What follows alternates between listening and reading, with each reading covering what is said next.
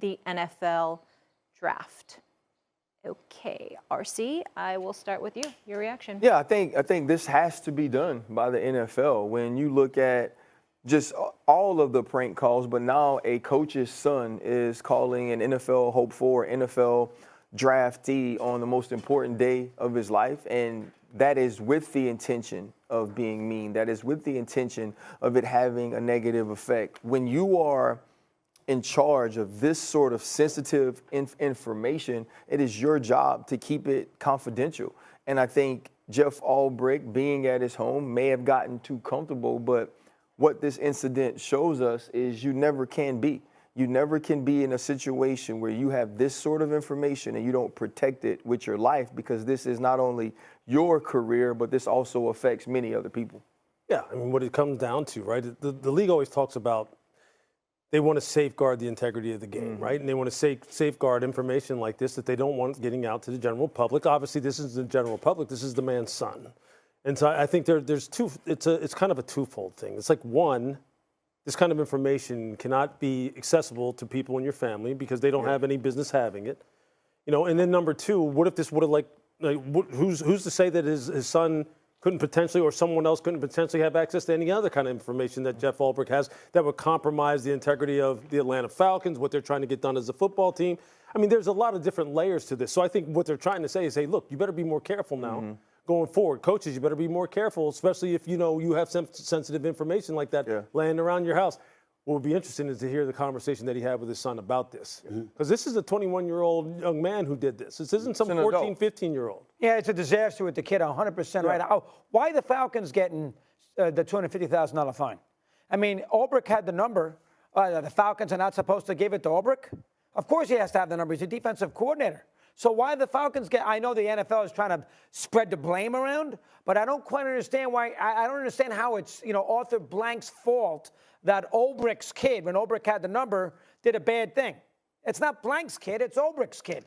And Ulbrich works at the Falcons. He got the number at home. He took it, so we got to blame Atlanta? Well, I don't quite understand why they get the $250,000 fine myself. The only interesting thing about that to me is this. When you say, like, Ulbrich works for the Atlanta Falcons, he has to have the number. Shedeur Sanders is a quarterback. Jeff Ulbrich is a defensive coordinator. Why does he need to have the number? What did he need to have the number for in that particular But he obviously did, because the kid stole it from Ulbrich. And then also, too, you find the Atlanta Falcons so you can put some sort of accountability on the organization. Right. Because, as you know, it's one thing to have to regulate yourself, but when we have people to answer to now, that pressure that is being put on them, it also trickles down to you. So I think that's a part of the NFL also saying that, yes, this time it was Jax Ulbrich, right? What happens the next time? Or what happens if it takes another step where some of this information gets out and now one of these individuals is actually physically injured? And so I think it's more about making a point. We need all of you to be locked in. Well, y'all are absolutely right. I mean, the fact of the matter is you have to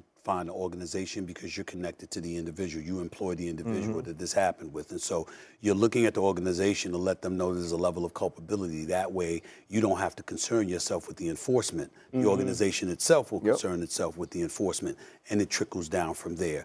I feel bad for Jeff Ulbrich from the standpoint that, yeah, it's a $100,000 fine, and obviously that's some money. The man ain't walking around making tens of millions of dollars or anything like that. But the other side to this is an incredible embarrassment. That 21-year-old kid, Jax, should have had his ass whipped, number one. 21-year-old man. 21-year-old, yeah, all right. He should have his ass whipped, number one. Number two, I mean, it's like I wanted to refrain from putting him on screen like I told you the other day. But that was, I didn't know when you were talking about it the other day, Lewis, that the dude had put it out on social media. I had no idea. I knew we knew the story, but I had never seen the video. So I'm like, this idiot actually went out there and did it. He filmed him. He had himself filmed doing it. I mean, no regard for Shedeur. No regard for his father. No regard for any kind of decency or any kind of decorum. It's really, really sad. I think all of these fines are absolutely, positively appropriate. And as far as I'm concerned, he should be, Jax I'm talking about, should be put on Front Street because of what. You know, and just to be clear, right, I mean, Shedeur Sanders wasn't the only player that was prank called during this draft. So for everyone who's kind of like hitting me up going, well, you ain't mad about everyone else, look, Shedeur is the most high-profile one that we're talking about and the one that's getting the most. Exactly. But look, I think this speaks to a bigger problem anyway, and we talked about it a little bit yesterday, and that's just that the blatant disregard for respect for what these guys are trying to accomplish, and the fact that we always feel the need to kind of like make a mockery out of something and try and make a joke out of something. Not everything needs to be made a joke out of. Right. Everything doesn't need to have this kind of little twist put on it, man. So people need to like kind of grow up in these kind of situations. Well, you look at it slightly differently. You look at it slightly differently than I do, Lewis. You think they were joking. I think they were intentionally trying to hurt him. Agreed. Well, I'm using the word joking loosely. I mean, of course, you're doing something that's just because remember, look, and I went back and I watched the video, and remember what Jack said to him. You know, New Orleans Saints and Mickey Loomis. You know, I know you're looking forward to us. Well, it ain't gonna happen today. Right. You understand what I'm saying? You're going to have to wait a little longer. Yeah. Listen, like, damn. This whole thing was egregious, and Mm-hmm. it's wrong for any player, but it was certainly kicking a man when it's down when you talk about Shedeur Sanders and what was a national story and a humiliating situation.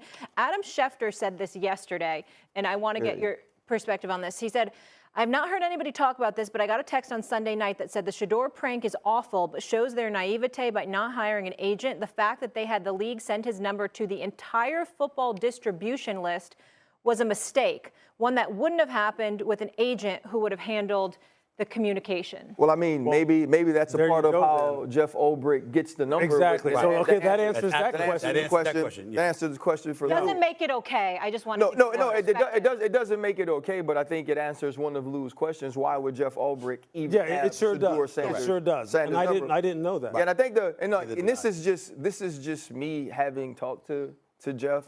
A lot of times too, you have to think about what's going into what he's dealing with right now, and having the embarrassment, and also having to deal with your son, and you also don't know what's going on within a family. And it's no excuse for a 21-year-old man to behave in this manner, but it speaks to what Lewis is saying as well.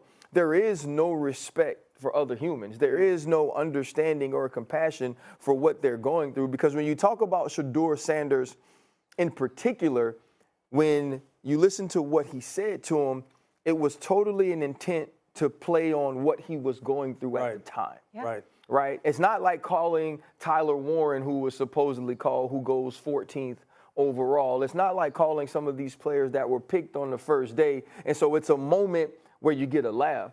This is a man who is obviously dealing with a ton. All of the cameras are on him. He's trying to have poise and composure through this, and you build him up to break him down. I think that's the part that's more. You know, I think there's a lot of people, RC, that kind of still look at sports, regardless of whether or not it's professional or not, as just a game, and it's not just a game at this level. These are people's livelihoods. People put a lot of physical and emotional investment into these, and that's not something to be toyed with and disrespected in that way. This is not Pop Warner. This is not fantasy football. This is real life. And athletes are human beings. That's Mad right. Dog, I want to get to you. Well, the one thing is, the NFL sent that number